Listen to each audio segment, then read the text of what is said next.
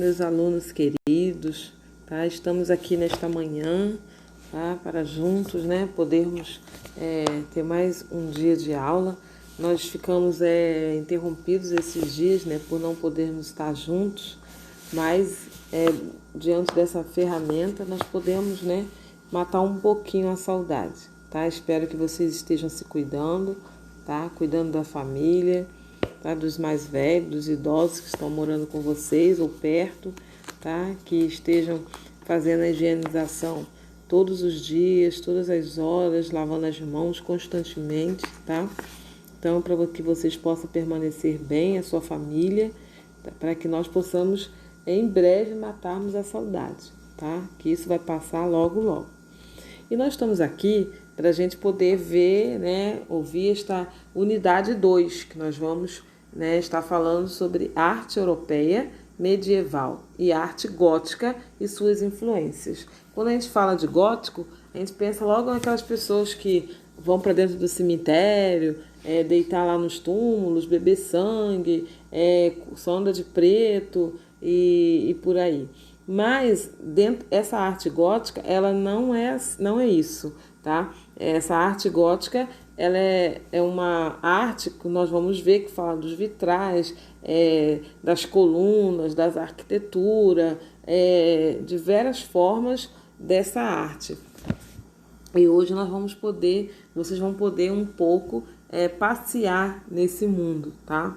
E essa arte, ela vai falar dentro da arquitetura muitas coisas que nós vamos ver na arte, tá? Que às vezes nós ficamos assim, nem temos ideias do que se passa.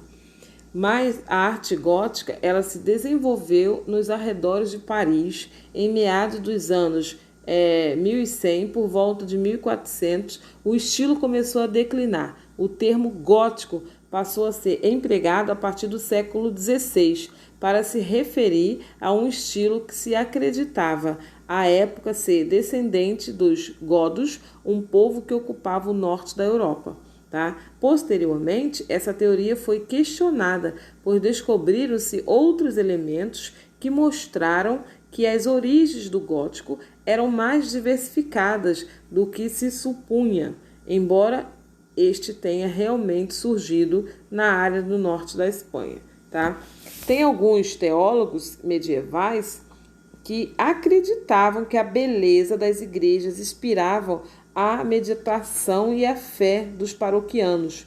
Consequentemente, as igrejas eram consideradas mais do que um simples agregado de espaços arquitetônicos. Eram vistas como templos sagrados com decoração e ornamentos, pregando o caminho para a salvação.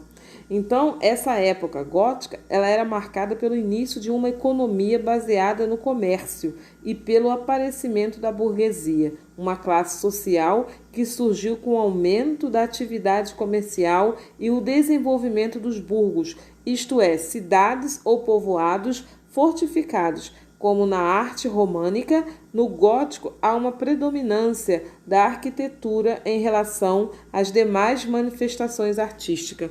Então, essa arte, ela tem toda uma história por trás. Ela acreditava que a beleza das igrejas inspirava os cristãos, as pessoas que seguiam, a ter mais fé, a ir às paróquias, tá? Pela beleza do que era a arquitetura, para ficar observando, olhando, tá? Contemplando aqueles vitrais, vamos dizer assim, a arquitetura, toda ela falando, tá?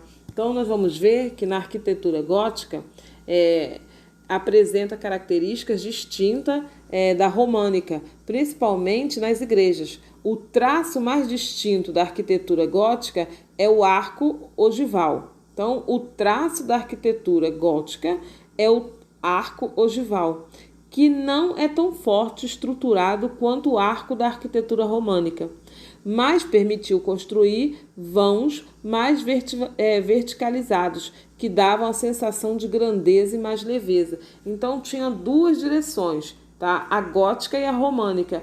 Uma tinha o arco mais ogival e a outra tinha arquitetura que tinha mais vãos, era mais vertical, tá? Que dava a sensação de que as igrejas eram mais grandes e mais leves, tá? Então, eu coloquei aqui 2 exemplos, que é na Catedral do Notre-Dame, tá?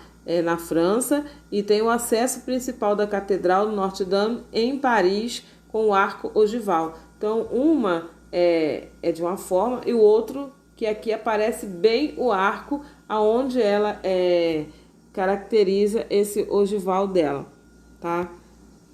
E tem a outra que é do Collage, tá? De Paris também. Então vocês podem ver, contemplar essa arquitetura dela, tá?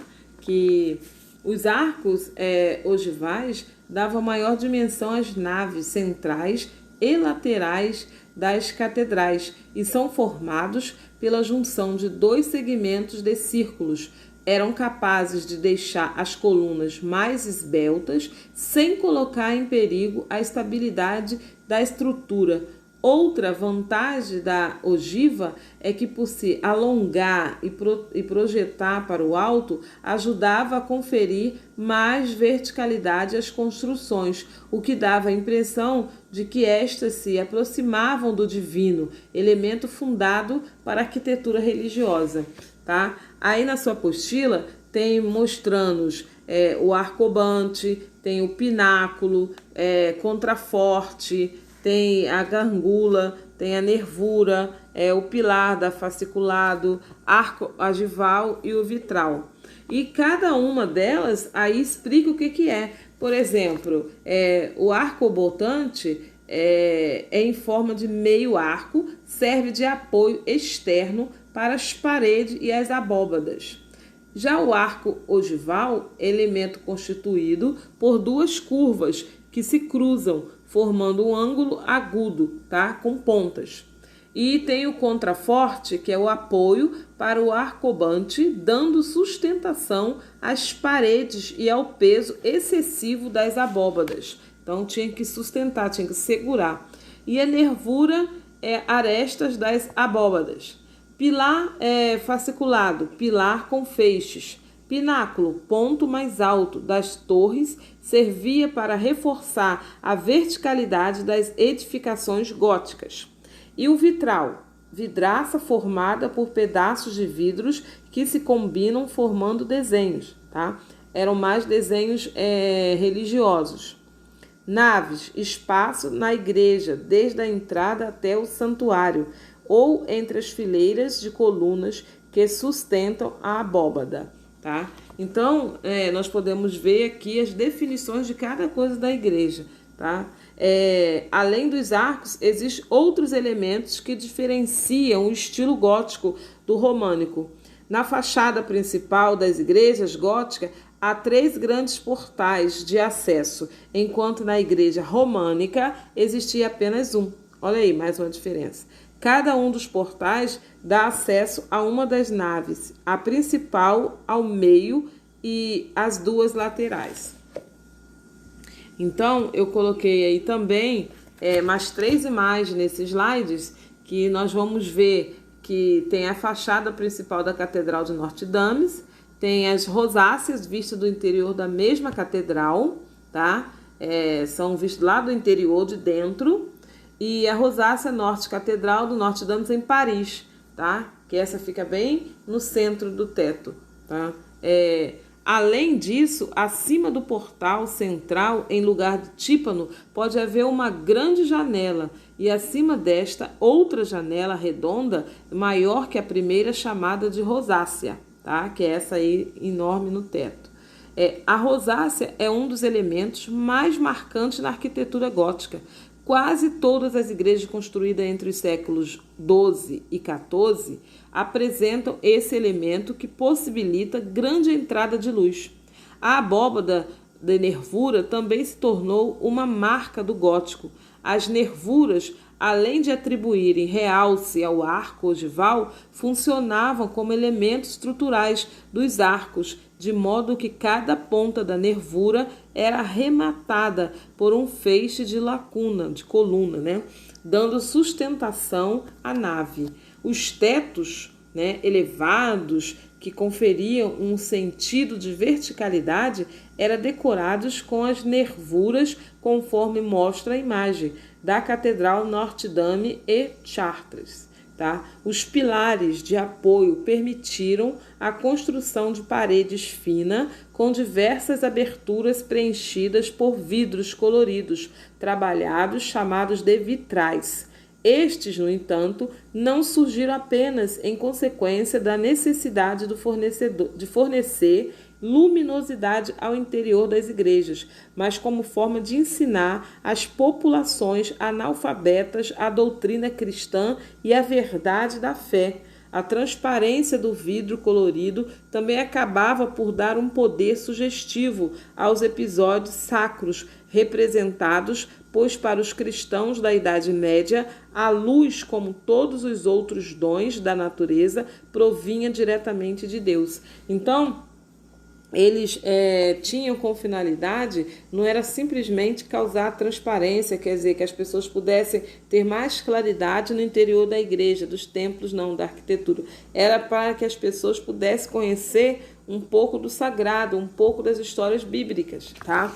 Então, porque quando dava luminosidade, aí refletia a luz sobre os desenhos dos vitrais, aí ficava, dava para as pessoas poderem ver, perceber o que estava acontecendo ali, o que estava mostrando ali naquelas imagens, tá? E nós temos, além disso, dessas rosáceas, tem também tem as esculturas integradas, tá, na arquitetura, integradas na arquitetura, que são as esculturas do período gótico,